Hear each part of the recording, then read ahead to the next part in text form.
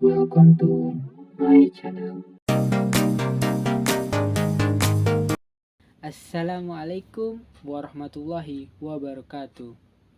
Perkenalkan, nama saya Rehan Hidayatullah dengan NIM 2160202009. Saya berasal dari Universitas Nahdlatul Ulama Sumatera Barat.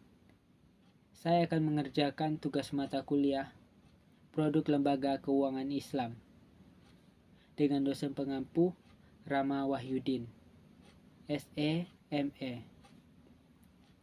Baiklah, saya tidak akan memperpanjang pembukaan saya, langsung saja kita masuk ke dalam materi mata kuliah Produk Lembaga Keuangan Islam yang berjudul Produk Bank Syariah, Mujaroah, Mukhabarah. Produk bank syariah terbagi atas dua.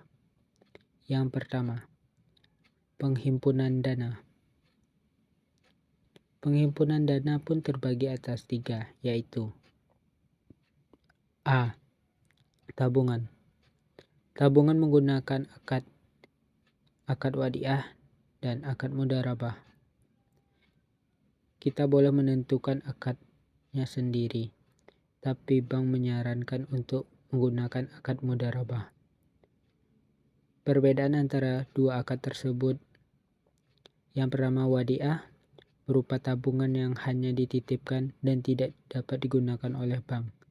Sedangkan mudharabah berupa tabungan yang dapat digunakan oleh bank dan kita akan mendapatkan keuntungannya. B. Giro. Giro yaitu uang dapat diambil dengan menggunakan cek, bertujuan untuk transaksi bisnis yang penarikannya bisa setiap saat. Dengan syarat jumlah penarikan dan transfer tidak terbatas, selagi jumlah saldo mencukupi dan jumlah transaksi tidak dibatasi. Giro ini sangat cocok untuk pebisnis atau pengusaha.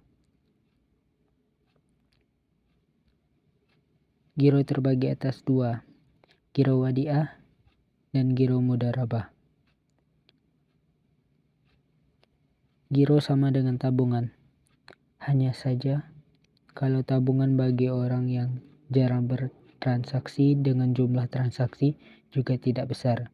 Sedangkan giro digunakan bagi orang yang sering bertransaksi seperti penarikan dan transfer dalam jumlah besar. C. Deposito, yaitu tabungan berjangka.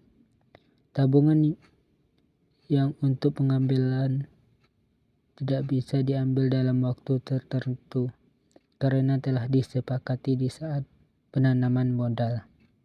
Contoh, si A membuka deposito di bank sebesar 30 juta dan Asep dengan bank membuat perjanjian dengan waktu yang ditentukan seperti minimal 1 bulan dan boleh lebih karena tergantung Asep memilih waktunya. Asep juga dapat menghasilkan bagi hasil apabila Asep semakin lama memberikan waktu, maka keuntungan yang didapatkan Asep akan lebih banyak. Yang kedua, penyaluran dana. Penyaluran dana terbagi atas 4. Yang pertama, investasi. Akad yang digunakan adalah mudharabah,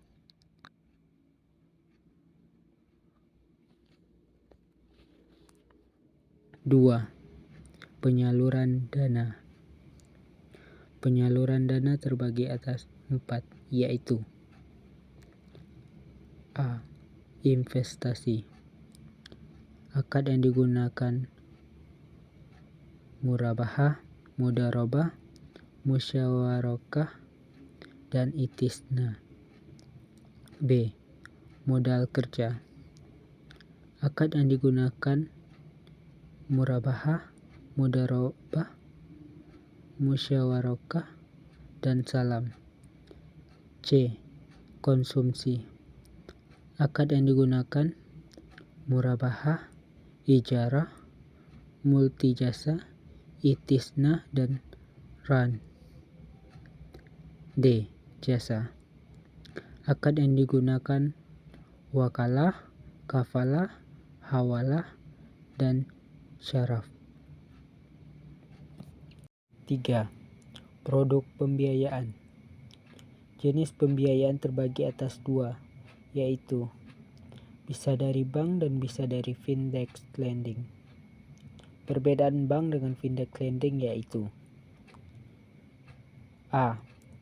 Bank menghimpun dana dari masyarakat. Setelah itu bank mengelola dana dan bank memberikan pinjaman modal kepada UMKM atau nasabah perorangan. Sedangkan fintech lending penyediaan dalam bentuk forum aplikasi sebagai perantara antara pemberi pinjaman dengan penerima modal dan dilakukan dengan sistem elektronik untuk menyepakati waktunya pengembalian pinjamannya. B. Untuk sumber dana, bank berasal dari tabungan, giro, deposito, modal pemilik, dan surat hutang. Sedangkan fintech lending berasal dari perorangan atau badan hukum yang memiliki dana untuk diberikan pinjaman kepada orang yang memerlukan dana. C. Pemberi pinjaman. Pemberi pinjaman di bank yaitu bank itu sendiri. Sedangkan fintech lending yaitu orang atau badan hukum yang memberikan dana pinjaman. D. Resiko. Resikonya ditanggung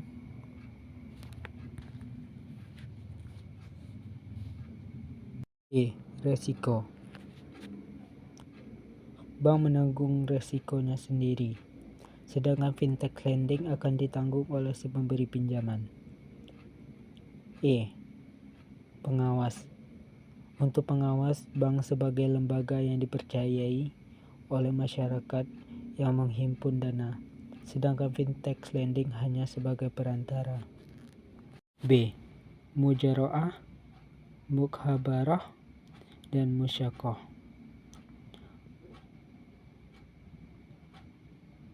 Mujaroah, mukhabarah, dan musyakoh yaitu versi Islam dari pertanian, bercocok tanam, dan tanah garapan. Yang pertama, mujaroah, yaitu perjanjian yang dilakukan oleh pemilik tanah dengan penggarap, dan pemilik tanah menyerahkan tanahnya kepada penggarap untuk dikelola sampai panen dengan pembagian hasil sesuai kesepakatan yang di awal. Bibitnya diberikan oleh pemilik tanah sebagai pemberi modal dalam pertanian dan akan dikelola oleh penggarap. 2. Mukhabarah, yaitu perjanjian yang dilakukan oleh pemilik tanah dengan penggarap dan pemilik tanah menyerahkan tanahnya kepada penggarap untuk dikelola sampai panen dengan pembagian hasil sesuai kesepakatan yang di awal. Bibitnya dari penggarap sebagai pemberi modal dalam pertanian. 3. Musyakoh, yaitu kerjasama yang dilakukan oleh pemilik kebun dan pengelola untuk memelihara dan merawat kebun dengan perjanjian bagi hasil sesuai kesepakatan yang di awal.